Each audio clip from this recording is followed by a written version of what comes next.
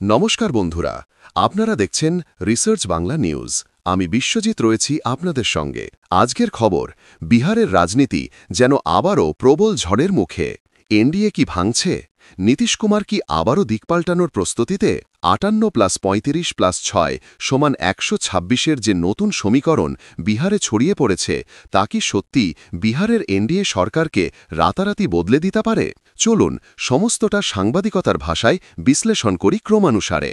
বন্ধুরা, আমরা সবাই জানি বিহারে রাজনৈতিক পালাবদলের ইতিহাস লিখলে একটাই নাম সামনে আসে, নীতিশ কুমার। তিনি বলেছিলেন, মরলেও আর মহাগঠবন্ধনে ফিরব না। কিন্তু 2022 সালে তিনি ফিরেই দেখিয়ে দিলেন, নীতিশ কুমারের রাজনীতিতে কখনোই ফাইনাল বলে কিছু নেই। এবার আবারও বিহারে সেই উত্তাপ। কারণ নীতিশ কুমার বারবার ইঙ্গিত দিচ্ছেন তিনি একনাথ শিন্ডে নন, তাকে চাপে ফেলে নিয়ন্ত্রণ করা সহজ নয়। বিধানসভা চলাকালীন হঠাৎ করে কংগ্রেসের 4 জন বিধায়ক মুখ্যমন্ত্রীর ঘরে দেখা করতে চলে যান। এটা কি শুধুই কোর্টেসি ভিজিট, নাকি এর পিছনে গভীর রাজনৈতিক বার্তা? বিরোধী বিধায়করা মুখ্যমন্ত্রীর সঙ্গে দেখা করতেই পারেন, কিন্তু 4 জন একসাথে কেন গেলেন? বাজেট নেই, দাবি নেই, অভিযোগ নেই। তাহলে এই সাক্ষাতের উদ্দেশ্য কি? আর কেনই বা কোনো বিজেপি নেতা উপস্থিত ছিলেন না? বিহারের রাজনৈতিক মহল বলছে এটা মোটেই সাধারণ ভিজিট নয়, বরং সাইলেন্ট ক্যালকুলেশনের ইঙ্গিত। গত কয়েক মাসে বিজেপি একের পর এক নীতিশের কাছ থেকে ক্ষমতা টেনে নিচ্ছে। 1. গৃহমন্ত্রক কেড়ে নেওয়া। নীতিশ নিজে গৃহমন্ত্রক রাখতে চেয়েছিলেন, কিন্তু সেই গুরুত্বপূর্ণ মন্ত্রক সম্রাট চৌধুরীকে দিয়ে দেয় বিজেপি। 2. স্পিকার পদও কেড়ে নেওয়া। জেডিইউ চাইছিল বিহার বিধানসভার স্পিকার হোক তাদের, কিন্তু বিজেপি নিজের বিধায়ক প্রেম কুমারকে স্পিকার বানিয়ে নীতিশকে সরাসরি অপমান করে। এক কথায়, নীতিশকে মুখ্যমন্ত্রী রাখা হলেও তার হাতে ক্ষমতা ক্রমশ কমিয়ে দিয়েছে বিজেপি। বিহারে কিছুদিন ধরেই খবর, বিজেপি গোপনে জেডিইউ ভাঙানোর চেষ্টা করছে। এই কাজে 2 নাম বারবার সামনে আসে, সঞ্জয় ঝা, লালন সিং, যারা নাকি অমিত শাহের ঘনিষ্ঠ। একটা সময় পরিকল্পনা ছিল নীতিশকে সরিয়ে নতুন মুখ্যমন্ত্রী বসানো হবে, কিন্তু নীতিশ শেষ মুহূর্তে রাজভবনে গিয়েও ইস্তফা না দিয়ে প্ল্যান পাল্টে দেন। অমিত শাহ চার্টার্ড ফ্লাইটে লালন সিং ও সঞ্জয় ঝাকে ডেকে বসিয়ে পরিস্থিতি সামাল দেন। যদি ভাবেন বিজেপির ক্ষমতা কেটে নরম হয়েছেন নীতিশ, ভুল করছেন।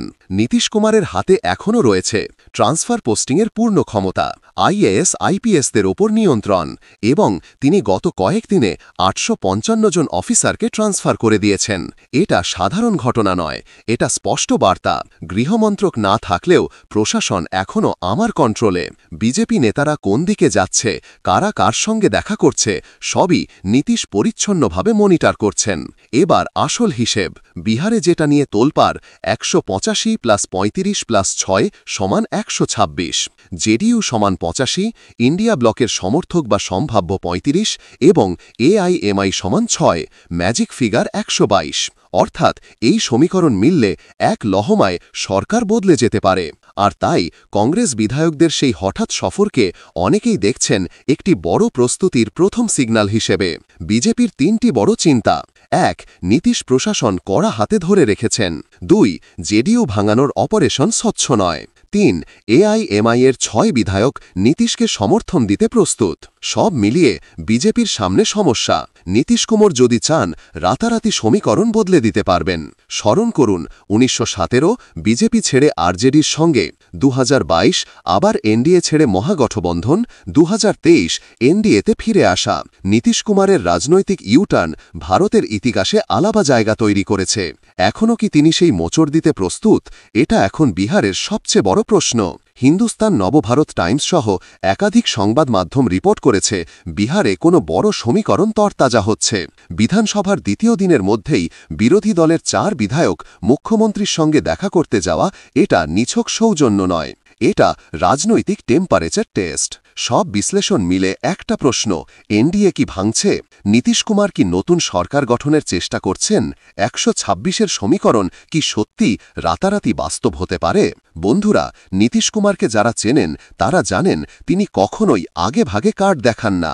ভিতরে ভিতরে চলতে থাকে হিসেব, পরিকল্পনা, সমীকরণ। এখন বিহারের রাজনৈতিক পরিস্থিতি একটাই বলছে, এনডিএর মধ্যে ঝড় উঠেছে, আর ঝড় তুলতে চাইলে নীতিশ কুমারের হাতে এখনও যথেষ্ট ক্ষমতা আছে। বন্ধুরা, নীতিশ কুমারের পদক্ষেপ এখন বিহারের ভবিষ্যৎ ঠিক করবে। এনডিএতে থাকবেন নাকি রাতারাতি নতুন সমীকরণ তৈরি করবেন, আগামী কয়েকদিনেই ছবিটা পরিষ্কার হবে। বন্ধুরা, এ বিষয়ে আপনারা কি মনে করেন কমেন্টে অবশ্যই জানাবেন এবং আমাদের বিশ্লেষণ ভালো লাগলে রিসার্চ বাংলা নিউজ ইউটিউব চ্যানেলটিকে সাবস্ক্রাইব করে আমাদের পাশে থাকুন। ধন্যবাদ।